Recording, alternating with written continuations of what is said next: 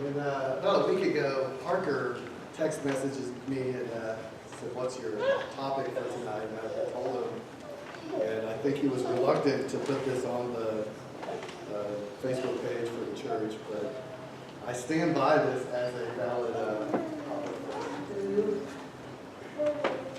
Hopefully it'll make more sense as I go.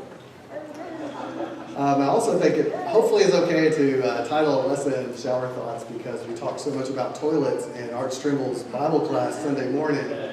And again, I'm so thankful that so many people have donated towards construction of toilets in India. All right, so shower thoughts are things you think about in the shower or car because you're cut off from people and technology and you have time to yourself. And you think about these things that you forget as soon as you get out of that context. I follow a Twitter handle called Shower Thoughts and another one called Weird World that I'll show you some tweets from. But these are not grand thoughts that will change your life. They're just those kind of random things you come up with when you're by yourself and you kind of think of something that's kind of great, but not really in an earth-shaking, huge kind of way. So that's an example of a shower thought. This one, your left earphone, your right ear, the right ear. I like this one. If you take a donut hole and put it in a donut hole, you get a donut hole. That's kind of an amazing wordplay. This is also great. I would really like to ask a blind person what that would be like to. I bet that's a rush when you read that. And this last one. So, like I said, Walter Harrington was here last week, and I was trying to explain to him, my lesson this week is not going to be this very deep philosophical kind of thing. We're going to keep it pretty light. So I feel like we probably all relate to this. Like, we have these thoughts. One of the best things ever is when I'll, for whatever reason, turn off the radio in my truck and I drive around, and I have so many different kinds of thoughts than I have if I'm tuned out or listening to news or whatever else. And so I pitched this one to Jackson. I have some of these same thoughts. If you want to find me on Twitter, it's @Willis. And I try to share them when I'm not roasting my students. But I have some about God. And the one I've had recently that's really been coming back to my mind is God watching us. And we know from the story of the rich man and Lazarus that people in the heavenly realm or in the Hadean realm or whatever's next can see what's going on here. And certainly God's omniscient, omnipresent, knows what's going on in our lives.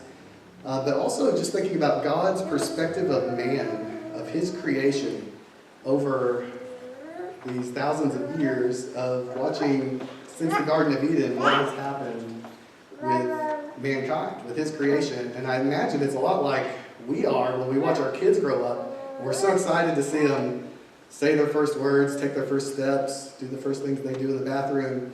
We get really excited to see them mature and grow up and then go on to school and college and jobs and their grandchildren. I imagine is just the apex of all that. So God has been watching humankind go through all these steps. I put this verse up here again to emphasize God's thoughts, God's ways are so much greater than ours. Especially this lesson, like I say, it's not going to be that deep. But we'll come back to that. So, at some point in time, God and Jesus and the Holy Spirit were watching as man took charcoal and drew pictures of deer and horses and other humans on the walls of caves. And we could go look at these in France and in Arizona and all over the world of all these things that man has created, these early stages of art. And I imagine God was looking at it going, that's pretty cool. Like, that's pretty cool that they're noticing creation and kind of recreating it up here.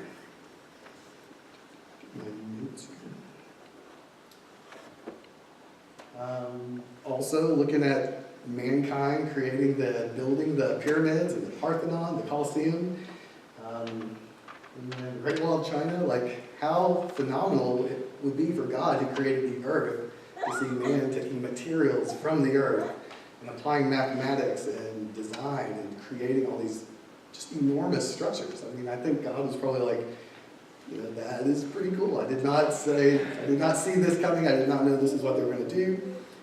Or maybe did know, but still, when you see the thing happen, it's exciting to see.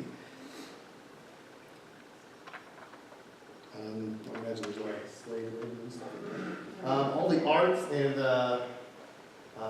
Michelangelo painting the ceiling of the Sistine Chapel, and all those guys through the Romantic period, and Da Vinci's designs and machines and study of anatomy.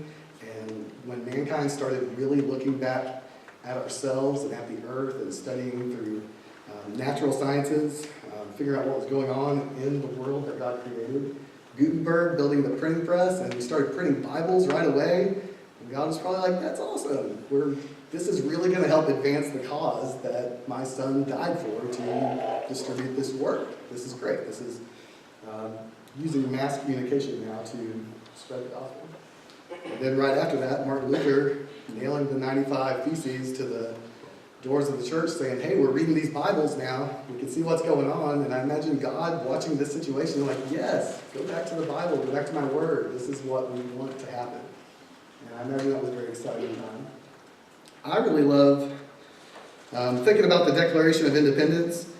We hold these truths to be self-evident, that all men are created equal, and that they are endowed by their Creator with certain unalienable rights, that among these are life, liberty, and the pursuit of happiness. Which God's like spot on. Like they're forming a whole country on these really great ideas and on the fact that they believe in their Creator. And that's awesome. Then they're leaving the planet. They're getting up off the planet. Like, how cool is that? They've been at this level all this time, but now they're here. And then, so the Wright brothers and Yuri Gagarin, the first man in space, and Neil Armstrong, the first man on the moon. That is pretty exciting that they left a planet that God created for them to live on, just to go visit and see what it was like out there. So, again, I think you think about God watching us for all of time and thinking about how we are interacting with this earth, the things we're doing here. It's probably pretty amazing. And I imagine they're ecstatic in heaven to see what we're doing when we do good things. I imagine it's just as tragic throughout all of our history of terrible wars and horrible atrocities and things people are doing that are not good for themselves or hurting others, and that's just as terrible as all the great things. But God created us to be able to choose between good and evil. And so every time we choose good over evil, we please God. And angels in heaven rejoice over a sinner who returns. And I imagine, you think about when Jesus was on the cross and the sky was dark, and I'm sure you've heard people say that's probably God not wanting to look down on the most horrible thing for him to have to observe of his son dying for all of us. And I was talking about Sunday during the Lord's Supper about how Jesus chose to do that for us. Jesus willingly went to the cross to die for our sins. But we have free will to choose to follow him. He died that we could be saved. His gospel tells us how to follow him, how to be like his son. We're here as a church to encourage people to choose good over evil and to live the very best life you can live that God has promised you, to have life and have it abundantly. And if you're here tonight, you need to be baptized or confess your sin or want to study more with anybody, please let us know.